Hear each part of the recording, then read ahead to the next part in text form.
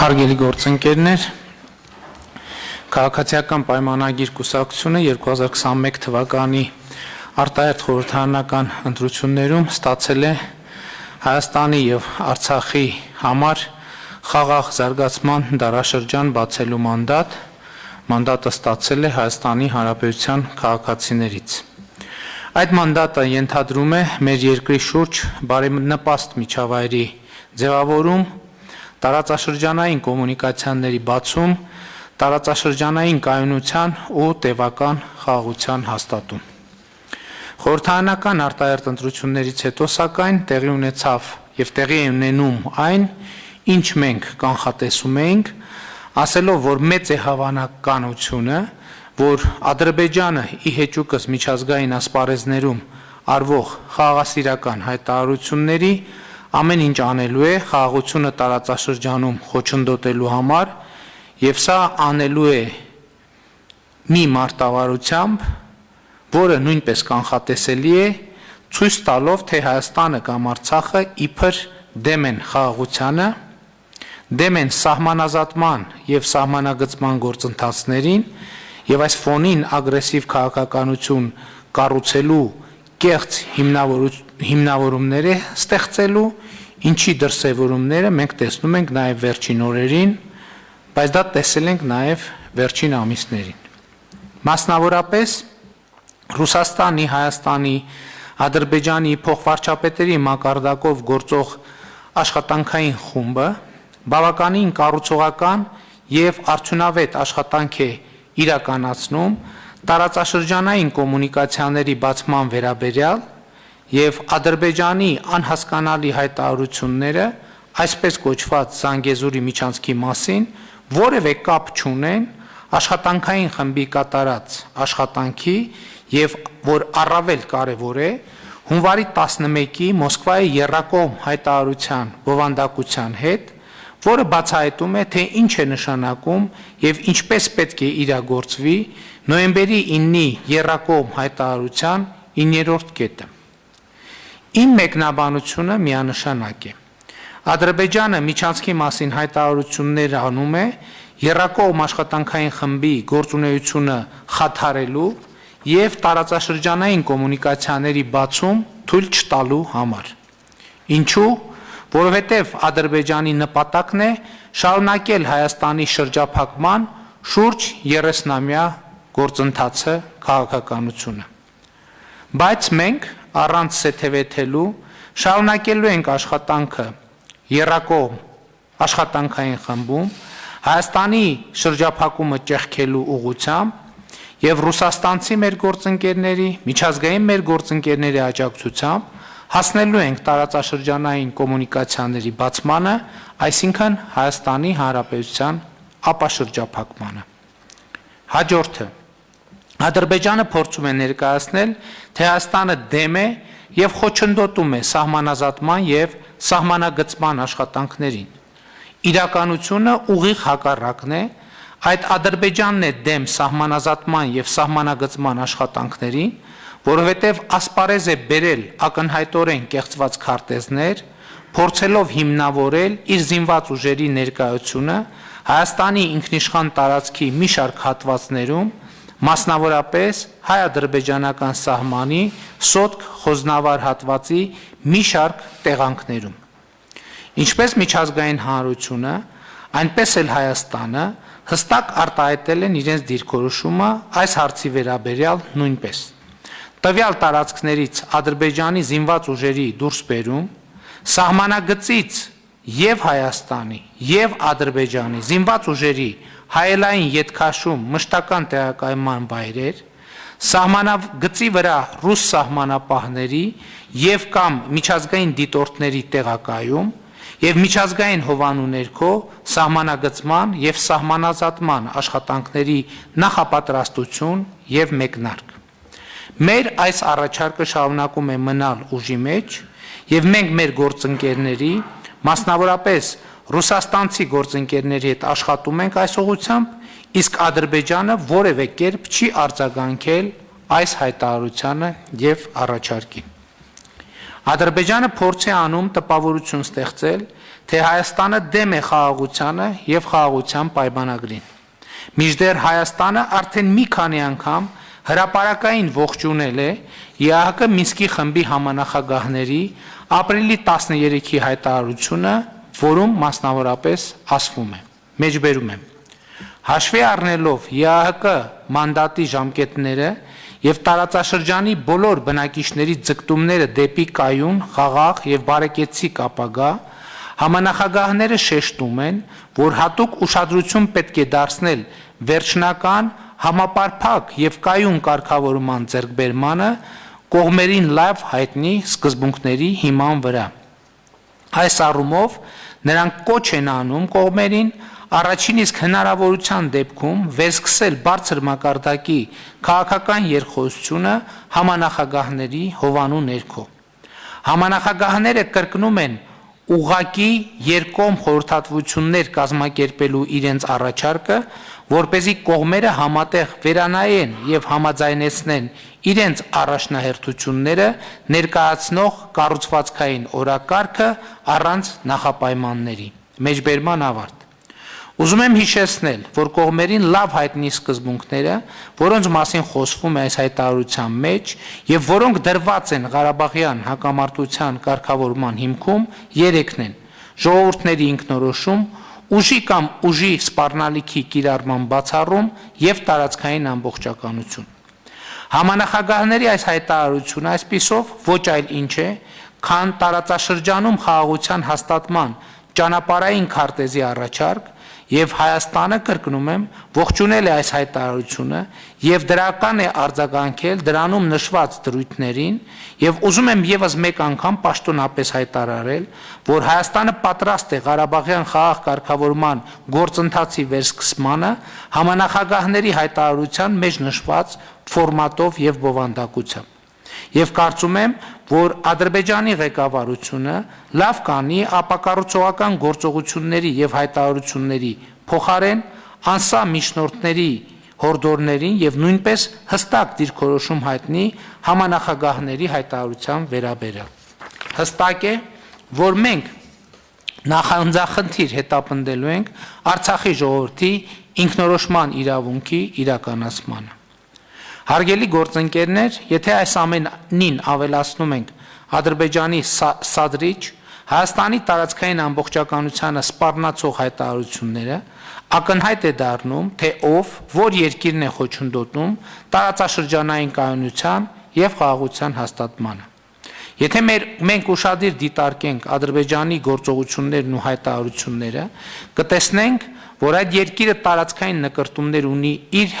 հարևանների մեծամասնության նկատմամբ, եւ սա մեր տարածաշրջանային կայունությունն ու խաղաղությունը կասկածի տակ դնող հիմնական գործոնն է։ Անկախ ամեն ինչից, Հայաստանը բոլոր հնարավոր եւ անհնար միջոցներով պաշտպանելու է իր ինքնաիշխանությունը եւ տարածքային ամբողջականությունը, ներառյալ հայ-ռուսական միացյալ զորախմբի եւ հավաքական անվտանգության պայմանագրի մեխանիզմների գործարկմամբ, ինչի շուրջ մենք շարունակում ենք մեր խորհրդակցությունները մեր գործընկերների հետ։ Վերջին 2 ամիսներին հայ-ադրբեջանական սահմանին 2 զոհ ենք ունեցել։ Ցավակցություն հայտնելով զոհերի հարազատներին եւ մերձավորներին, Հավաքական անվտանգության պայմանագրի մեր գործընկերների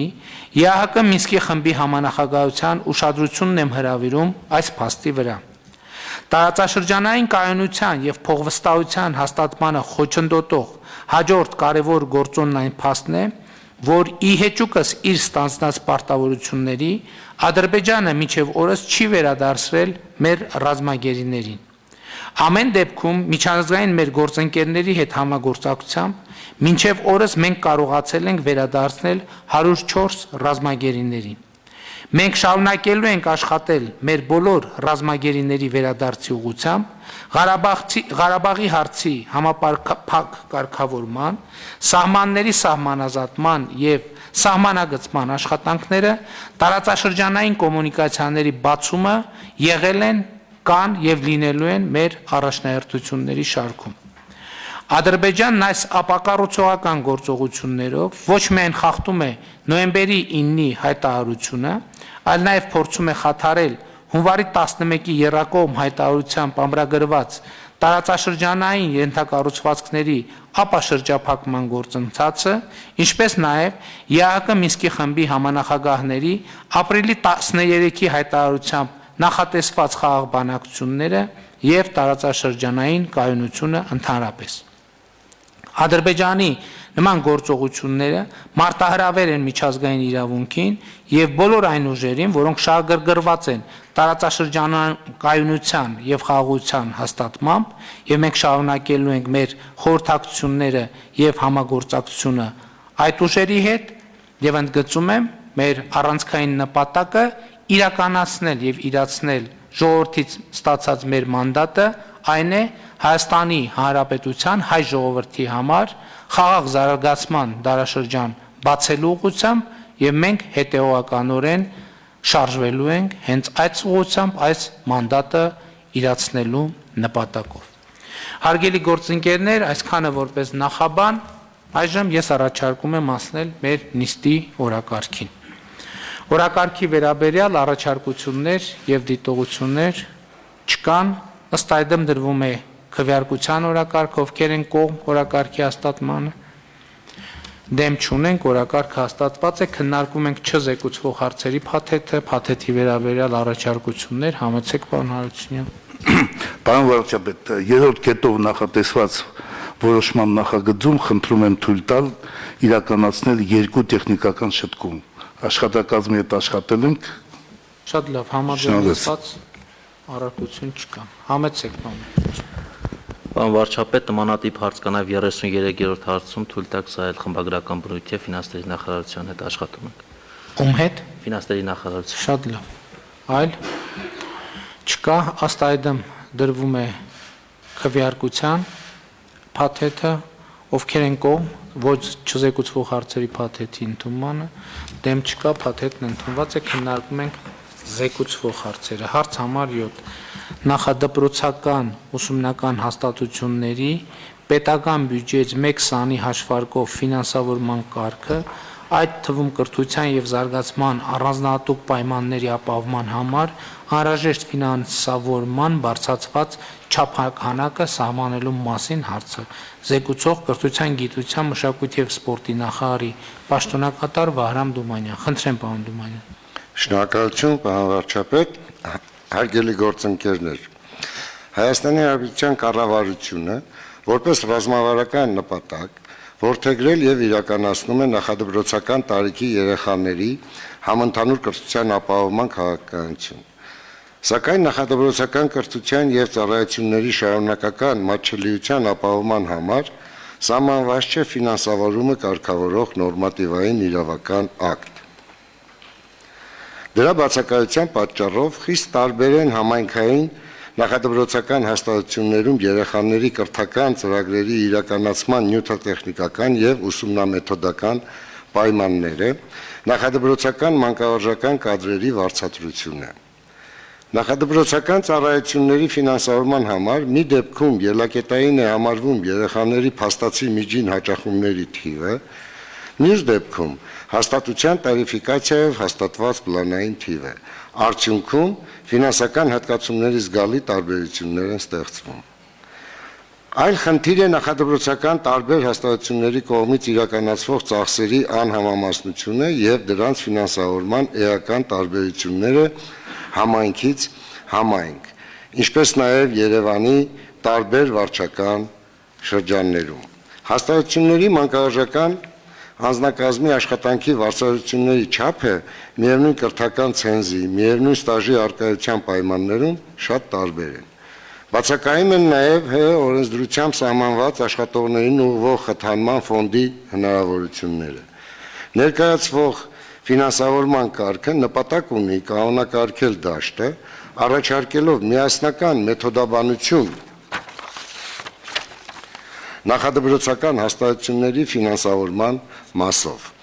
Առաջին փուլում կգործի իբրև պետական բյուջեից ֆինանսավորման հատկացման մեթոդաբանություն, հետագայում կարող է նաև ուղենիշային հանդիսանալ ոլորտի ֆինանսավորման համար ընդհանրապես։ Բացի այդ, հաշվի առնելով, որ համաձայն վիճակագրության Նախադպրոցական կրթությունը հատկապես դժվար հասանելի է որոշ խմբերի համար, որոնք այդ ծառայություններից օգտվելու համար կարիք ունեն հավելյալ աջակցության, ինչպես նաև առաջնորդվելով նախադպրոցական կրթության մասին օրենքով սահմանված առաջնահերթություններից, նախագծով առաջարկվում է ֆինանսավորում իրականացնել հետևյալ խմբերի երեխաների համար ներկայացվող ժամանակացույցով։ Առաջին, 2022 թվականի սեպտեմբերի 1-ից կրթության եւ զարգացման առանձնահատուկ պայմանների կարիք ունեցող երեխաների համար, 2023 թվականի սեպտեմբերի 1-ից ընտանեկան նպաստ ստացողների համակարգում հաշվառված ընտանիքների երեխաների համար,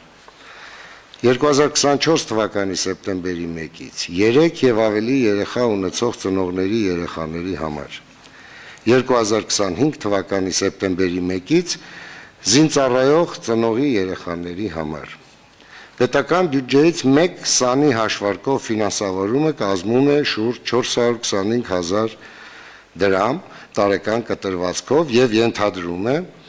որ պետական բյուջեի ծախսային մասը կավելանա։ Նախագծում տրված են նաեւ այդ կանխատեսվող տվյալները։ Հավելեմ, որ ներկայացված կառավարության որոշման նախագծի ընդունումը նախատեսված է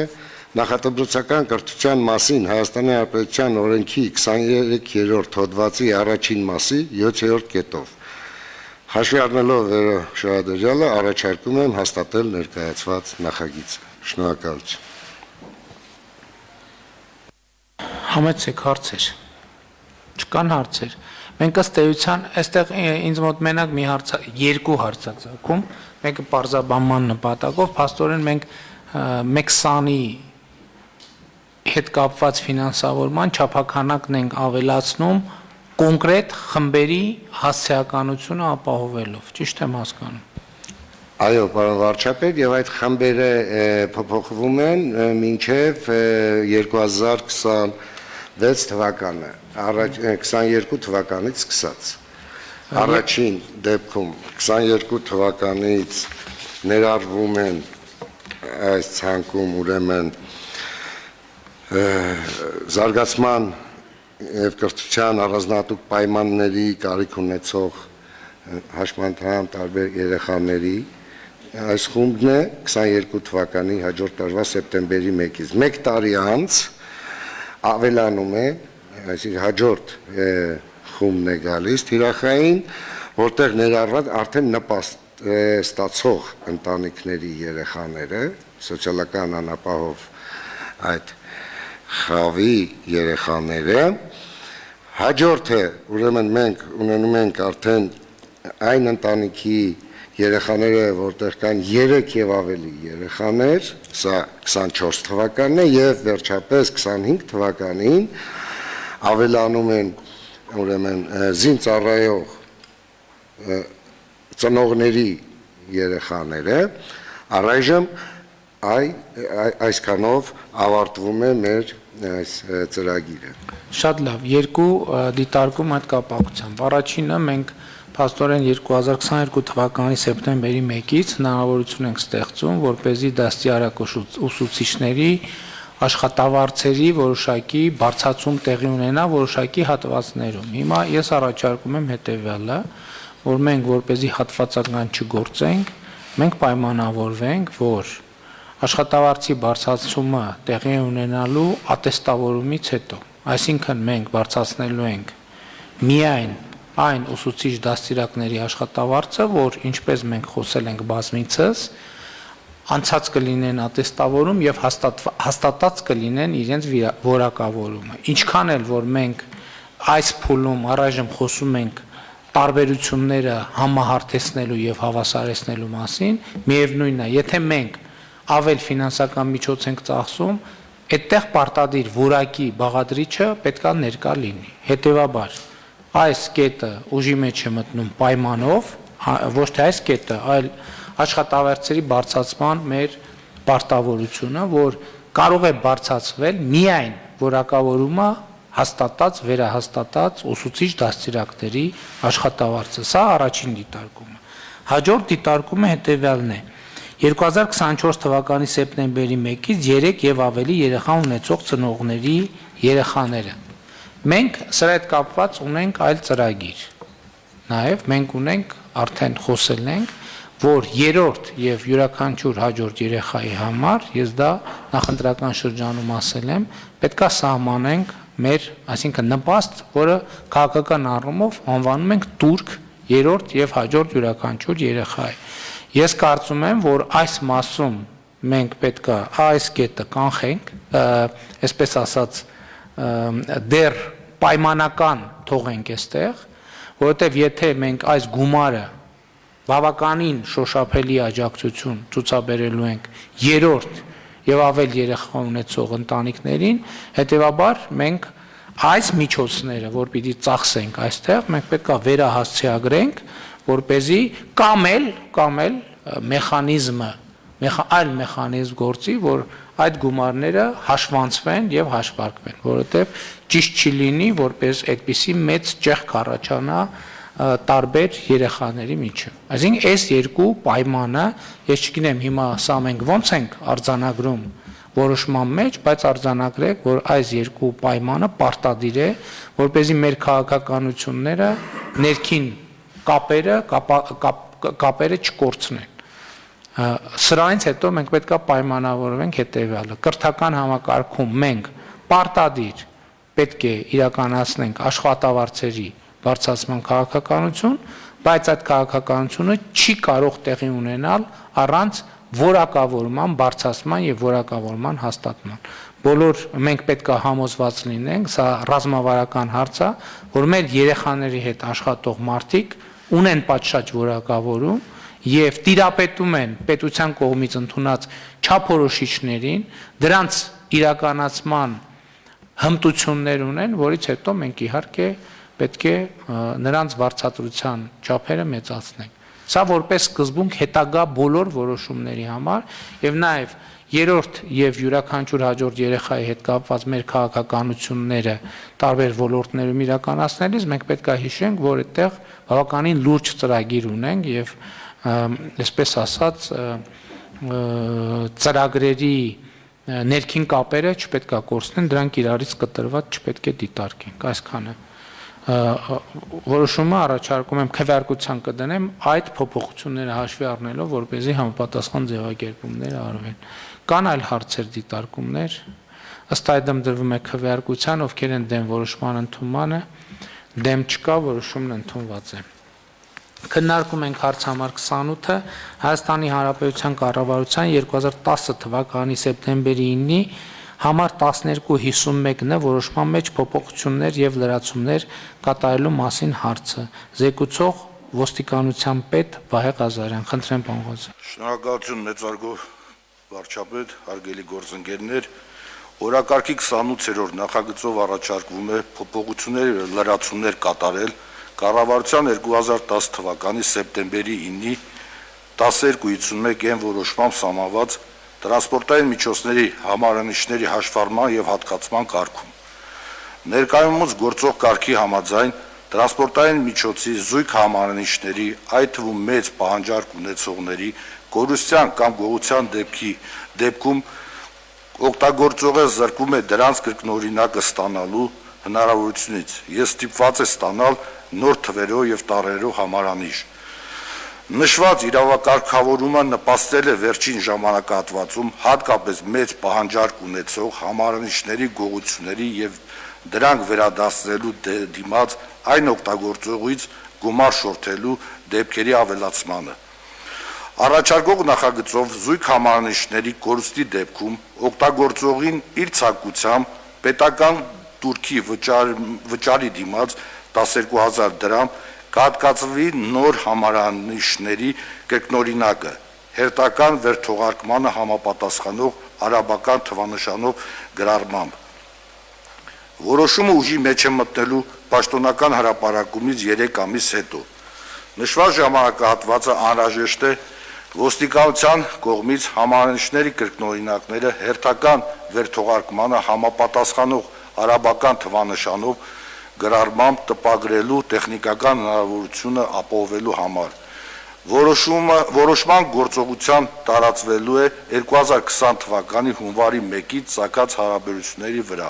Խնդրում եմ այն հաստատել։ Հարգելի գործընկերներ, գիտեք, որ Հայաստանում, ինչպես իհարկե ամբողջ աշխարհում, գողության նոր տեսակ է հայտնվել, գողանում են ավտոմեքենաների պետհամարանի շերը եւ սեփականատերերից դրամ շորթելով այն վերադարձնում են։ Քանի որևէ տեղ պահում են, հետո որևէ ձևով նոր տեխնոլոգիաներով շորթում են կատարում պետհամարանի վերադարձնելու համար։ Իհարկե, վերջին շրջանում մեր իրավապահ մարմինները մի քանի այդպիսի խմբեր բացահայտել եւ ձերբակալել են, բայց մենք որոշեցինք այդ հանցատեսակը անիմաստ դարձնելու համար կայացնել հետեւյալ որոշումը, որ համապատասխան պետական турքի վճարումով կտրվի համարանիշի կրկնօրինակը։ Այսինքն այդ պարագայում ոչ թե քաղաքացին ստիպված կլինի համարանիշի մեծ փրկագին վճարել, այլ ուղղակի պետական турքով ստանալ համարանիշի կրկնօրինակը, եւ ես կարծում եմ սա շատ կարեւոր որոշում է այդ խնդիրը արմատապես լուծելու համար։ Հարցեր կան, չկան հարցեր, ըստ այդմ դրվում է քվեարկության, ովքեր են դեմ որոշման ընդունմանը, դեմ չկա, որոշումն ընդունված է։ Քննարկում ենք հարց համար 31-ը Հայաստանի Հանրապետության 2021 թվականի պետական բյուջեի մասին օրենքում վերաբաշխում եւ Հայաստանի Հանրապետության 2020 թվականի դեկտեմբերի 30-ի համար 2215 որոշման մեջ փոփոխություններ եւ լրացումներ կատարելու մասին հարցը զեկուցող աշխատանքի եւ սոցիալական հարցերի նախարարի պաշտոնակատար Մարիկ Մկրտչյան։ Համեցեք, պարոն Մկրտչյան։ Շնորհակալություն մեծարգո պարոն վարչապետ, հարգելի գործընկերներ, ձեր քննարկմանն եմ ներկայացնում Հայաստանի Հանրապետության 2021 թվականի պետական բյուջեի մասին օրենքում վերաբաշխում եւ Հայաստանի Հանրապետության կառավարության 2020 թվականի դեկտեմբերի 30-ի N2215-ն որոշման մեջ փոփոխություններ եւ լրացումներ կատարելու մասին Հայաստանի Հանրապետության կառավարության որոշման նախագիծը, որով առաջարկվում է ֆինանսական միջոցներ հատկացնել Արցախի Հանրապետությունում հաշվառված կամ փաստացի բնակված քաղաքացիներին 4 ամիս ժամկետով ամսական դրամական օգնություն տրամադրելու միջոցառման շրջանակներում 2021 թվականի հունիս ամսվա համար աջակցություն տրամադրելու նպատակով։ Խոսքը 68,000-ական դրամական աջակցությունների մասին է, որոնք շահառուներին արդեն իսկ վճարվել են մարտ-մայիս ամիսների համար։ Հունիս ամսվա համար հատկացվող միջոցների հաշվին վճարվելու է խնդրող առարկա միջոցառման շրջանակներում շահառուներին վերջին հունիս ամսվա, իսկ առանձին շահառուների դեպքում նաև նախորդ ամիսների դրամական օգնությունը։ Պահանջվող գումարը կազմում է 7 միլիարդ 344 միլիոն դրամ, որից պետական բյուջեից հատկացման ենթակա գումարը կազմում է 5 միլիարդ 864 միլիոն 530 հազար դրամ, եւ պահուստային ֆոնդից պահանջվող գումարը 2 միլիարդ 200 միլիոնն է, իսկ մնացած 3 միլիարդ 664 միլիոն 530 հազարը կտրվի սոցիալական ոլորտի ծախսերի գծով նախատեսված միջոցառումների հաշվին, դրանց վերաբաշխման արդյունքում խնդրում եմ հաստատել։ Շատ լավ, հարգելի գործընկերներ, պարոն Գրիգորյան, ես կցանկանայի, մենք իհարկե խոսել ենք, բայց մենք ամփոփ ենք ի վերջո այս ընթացքում Արցախին մեր ցուցաբերած աջակցության ծավալը եւ ուզում եմ հարգելի գործընկերներ, իհարկե հասկանալի է, որ մեզ հայտնի իրադարձություններից, այդ ծանր փորձություններից հետո մեր առաջին խնդիրներից մեկը Արցախում բնականon կյանքը հնարավորինս վերականգնելը, մարդկանց սոցիալական աջակցություն ցույց տալը, սոցիալական կոլապս թույլ չտալն է եղել,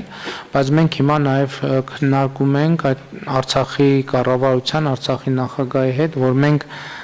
պիտի հնդածս անցում կատարենք արդեն զարգացման ծրագրերին, աշխատանքը խրախուսող ծրագրերին, տնտեսական ակտիվությունը խթանող ծրագրերին, բայց այս փուլում, պարոն Գրիգորյան, մենք ինչ վիճակ եւ պատկեր ունենք։ Հարգելի պարոն վարչապետ, հարգելի գործընկերներ, այս պայդրությամբ, որպեսզի ամփոփ պատկեր տամ, եկեք 3 բլոկի բաժանեմ ասելիքս։ սոցիալական բլոկով մենք փաստացի ծախսել ենք 61.8 միլիարդ դրամ եւ քանի որ հայտնի պատճառներով Արցախի բյուջեի հարկային մուտքերը ըստ էության նվազել են հիմնական մասով 90%-ից ավելով, նշանակում է, որ ըստ էության այսօր մենք կարող ենք ասենք, որ մեր սոցիալական միջոցառումների շահառուները բոլոր արցախցի մեր հայրենակիցներն են, ըստ այդմ թիվ չհնչեցնեմ, բայց ես կարող եմ նաև ասել, որ մոտ 104,000 շահառու 4 անգամ, 4-րդ անգամը արդեն օգտվում միջոցառումից